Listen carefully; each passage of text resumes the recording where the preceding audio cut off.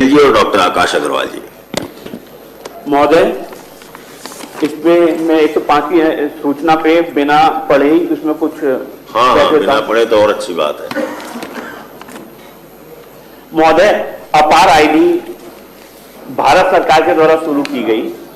और उसकी जो अनिवार्यता है वो उत्तर प्रदेश सरकार के जो महानिदेशक और जो 75 जिलों के बीएसए और डीआईओएस हैं इनके द्वारा अनिवार्य कर दी गई और उनके द्वारा पूरी तरीके से एक तरफा ये कह दिया गया कि इसके लिए स्कूल के जो प्रधानाचार्य हैं वो जिम्मेदार हैं यदि कंप्लीट नहीं होगी और 100% आईडी जबरदस्ती बनवाने का दबाव बनाया गया है। अपार आईडी में समस्या बनने में ये आ रही है कि इसमें आधार कार्ड को अनिवार्य कर दिया गया है, जबकि हमारा माननीय सुप्रीम कोर्ट ये कहता है कि आधार कार्ड निवास के लिए और जन्म तिथि के लिए अनिवार्य नहीं है,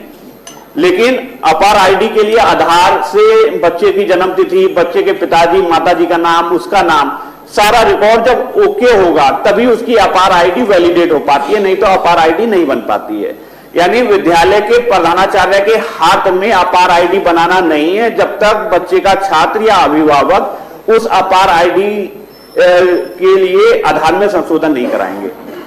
विद्यालयों में एक एसआर रजिस्टर होता है, उस एसआर रजिस्टर में जितने भी छात्र हैं उन सबका पूरा रिकॉर्ड आता है और उसी जब भी कभी कोई बात आती है कि कोर्ट में बच्चे की उम्र कितनी है तो उसके लिए उसी एसआर रजिस्टर की डिटेल उस संबंधित हाई कोर्ट में जाती है कि बच्चा माइनर माना जाएगा या नहीं माना जाएगा, किसी भी तरीके का कोई आपराधिक यदि उसकी बच्चे की हिस्ट्री निकलती है। तो जब आधार कार्ड माननीय सुप्रीम कोर्ट ही मान्य नहीं कर रहा है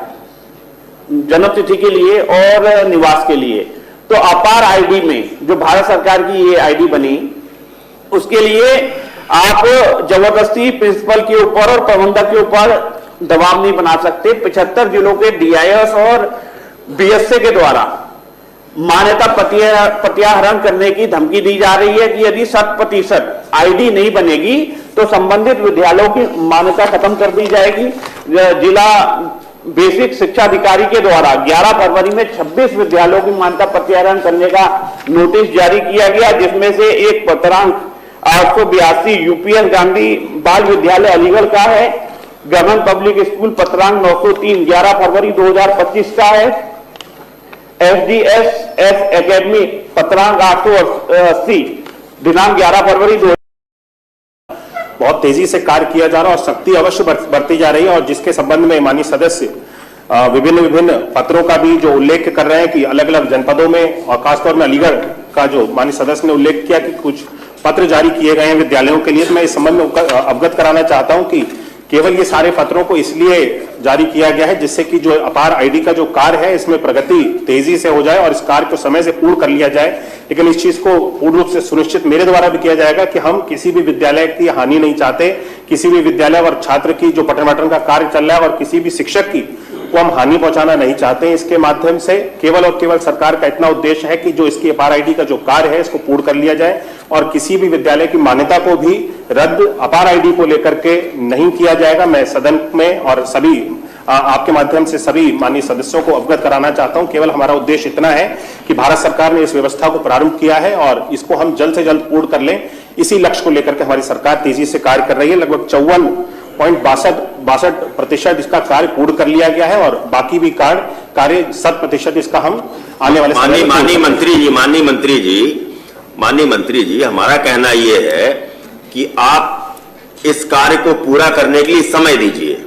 और इसके पीछे विद्यालय का या शिक्षक का उत्पीड़न न हो यह भी सुनिश्चित करिए। जी माननीय, ठीक है, कोई समय सीमा दे दीजिए, 1 महीने में पूरा करें, 2 महीने में पूरा करें। वो बहुत अच्छा है माननीय, लेकिन जो आधार 25 का लेटर है जिसमें बीएसए के द्वारा विद्यालय के प्रधानाचार्य की जिम्मेदारी कर दी गई है कि अपार आईडी या आधार में संशोधन नहीं होंगे तो वो स्कूल का प्रधानाचार्य जिम्मेदार है। यदि किसी छात्र का अभिभावक आधार में संशोधन नहीं करा रहा तो फांसी पे आप प्रधानाचार्य को थोड़ी चलवा देंगे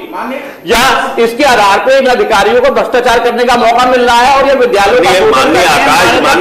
जी, हमने जो व्यवस्था दी थी उसको हम वापस लेते हैं। आप जो कह रहे हैं, माननीय मंत्री जो कह रहे हैं, उस पर आप ध्यान दीजिएगा और करिएगा अपना नहीं काम। मानूंगा, वापस नहीं। फिर आप नहीं मानूंगा। नहीं तो हम क्या